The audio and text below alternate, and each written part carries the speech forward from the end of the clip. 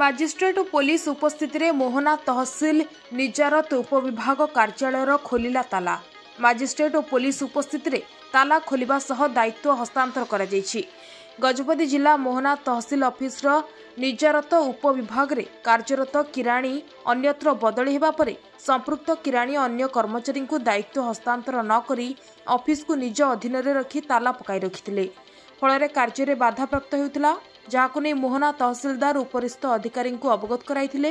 ଆଜି BDO magistrate ଦାୟିତ୍ୱରେ ରହି ପୋଲିସ ଉପସ୍ଥିତିରେ ତାଲା ଖୋଲିବା ସହ ନଥିପତ୍ର ହିସାବ କରି ଅନ୍ୟ ଜଣଙ୍କୁ ଦାୟିତ୍ୱ ହସ୍ତାନ୍ତର କରାଯାଇଛି। ଏନେ ସମ୍ପୃକ୍ତ କିରାଣୀ କହିଛନ୍ତି ସେ ବାରମ୍ବାର ଦାୟିତ୍ୱ ହସ୍ତାନ୍ତର କରିବାକୁ ଇଚ୍ଛା କରିଥିଲେ ମଧ୍ୟ ତାଙ୍କଠାରୁ ଦାୟିତ୍ୱ ନେଇନଥିଲେ, ଫଳରେ ଅଫିସ ତାଲା ପଡ଼ିଥିଲା।